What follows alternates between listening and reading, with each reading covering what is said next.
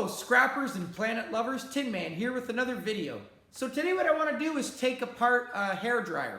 Find them sometimes on garbage day. They are a great source of scrappable material. There's always a nice long power cord. There's some brass inside. There's some metal. There's also some silver. So they are very easy to take apart, and that's what I'm going to do today is show you how to do it, how to identify the materials and separate them properly, and more importantly, how to maximize your profit and divert as much of this away from the landfill as possible. So here we go. First thing, very simple. All I have to do is actually just open up the plastic back here. There's a screw, and hopefully that is the only screw I have. I do actually, while I'm on the topic, find a lot of these actually at apartment bin dumpsters. People sometimes are moving out and they will actually just throw a big bag of these and hair curlers and other types of bathroom products. So again, I do want to make sure to check if it works. Sometimes they do work, and if they do work, I will donate them, but this one does not work. I believe the motor's been fried on it. So very easily, now that the screw's out, I'm just going to hit it with a hammer. Okay, pop this off, and there's probably going to be a seal. Just hit a little bit harder. Okay, the top back pops off. Now, this does have a little bit of tin shred inside of it. If I put a magnet to it, there is a screen. That screen is metal. I am going to pop that out. I could also just cut this and just leave a little bit of plastic on that. So this will go into my tin shred pile. If I look at the back, very simple. There is a plastic fan. There's going to be a small copper motor in that. There's also a nice little circuit board, and this box is going to have a silver contact in it. Okay, so I'm just going to pop this out. The rest of this, as you can see, there is a couple screws. I always take the screws. I take as much off this as I can. I will take these screws, put them into my tin shred pile in a bucket. So I definitely want to get that. There's also going to be a metal cap. You can see that that's magnetic, so I do want to pop that off. I'm going to put that in my tin shred. And right now, tin shred is a great price. It's going for about 10 to 13 cents a pound. It's really high. It's the highest I've ever seen, and it continues to maintain that price, which is awesome. So every little tin shred is a great source of scrappable material. I do want to cut the cord first right here, and I'm going to explain or talk about this as well. So really nice appliance wire cord here. This cord is going to go into what we call, hang on a second, if I cut it, this is going to be going into my 60% copper recovery. So if I take this up to the camera, you can see two individual strands of copper. And what a scrapyard looks at with appliance wire is there is 40% copper recovery appliance wire and 60% copper recovery. Because this only has one coating of plastic, the scrapyards look at plastic to cover ratio and copper recovery. This is less plastic, more copper. So this is my 60% appliance wire. And this is currently going for $2.13 a pound in London, Ontario. And there's about 12 ounces here, so it's almost a pound. You definitely want to make sure that you separate it. I am going to pull this little piece of plastic off there because some scrapyards, if they see a lot of plastic, they might downgrade you. So this is garbage, but this, as I said, is going to go into 60% copper recovery because it has one outer strand of plastic on this, so a great value. And you definitely want to make sure you separate this from your 40% copper recovery appliance wire. 40% is going to give you examples like vacuum cleaner cords, microwave cords. You have the thick outer coating. Inside you have three usually individual strands of copper with coating on those. So because there's more coating, less copper, it's going to be a lower value. So definitely make sure you separate it. Some people will take the brass prongs off. I do. I will put these into my brass bucket. Brass right now is going for about $3.50 a pound Canadian, which too is an awesome price. Some people leave them on for the weight. They are very easy to take off. All I do is take a pair of pliers and just bend it off and it will pop off. Again, it's entirely up to you. But again, a really nice power cord here that is going to be 60% copper recovery. Okay, inside of here, I do have always a small mesh. I'm just going to pop that off. And you can see there is some yellow brass there. That is going to also go with my coated brass. That's all the same price. I have some coils here. And the coils, I do want to put a magnet to it. You can see that they are magnetic. So these will go into my tin shred as well. I did have someone, I just released a video on toasters, and they asked me a great question. The heating coils, they said, why would you, if they are tungsten, why not separate those and bring them in at a scrapyard as tungsten? And that was an excellent question. I love the questions coming. The problem is I don't know any scrapyards actually that will take tungsten as a category. I could, I guess, look online, sell things tungsten on eBay or different online sites. I haven't seen it on any circuit board websites like Board Sort or anything like that. But again, if there's a market for it, definitely take it. I just throw it in with my tin shred. But that was an excellent question. And I first wondered if this was tungsten as well, but as I said, it is magnetic, so I think it's just going to go tin shred.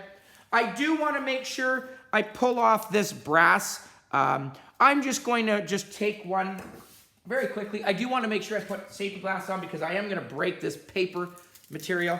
But it is just bolted in. You can see there I've grabbed a piece of brass there and it just pops off. As you can see there, maybe cut one piece or something. Sometimes they are connected. But here you go. Here is some great brass, yellow brass. Again, $3.50 a pound. You want to get as much of that as you can. I put it into a big bucket. As you can see, there are my prongs.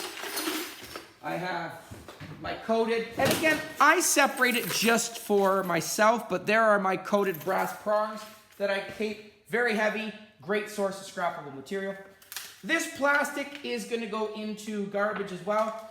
Here is a nice copper motor. You can see the copper inside of this. And a motor this size, I will not take it apart to get the copper windings.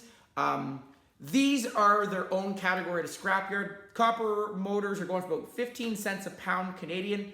And for me, a motor like this has a really nice outer steel case on it. There is a small motor, but in my opinion, not worth breaking it open and getting that copper and separating it.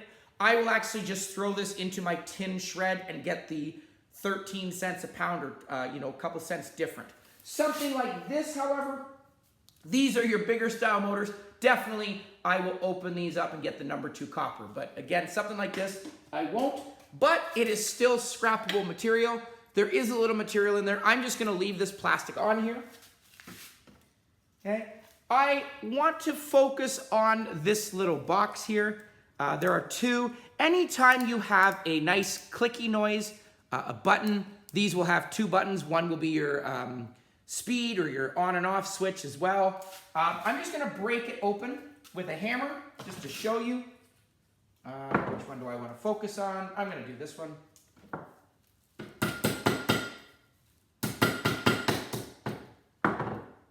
Okay, so inside of here, there will be 2, get it out there if I don't want to drop it.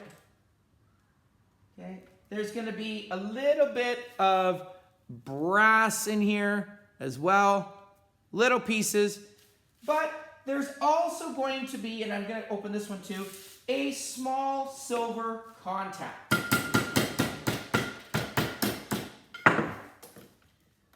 Okay, if I pull it out, I'm going to get to it just a second.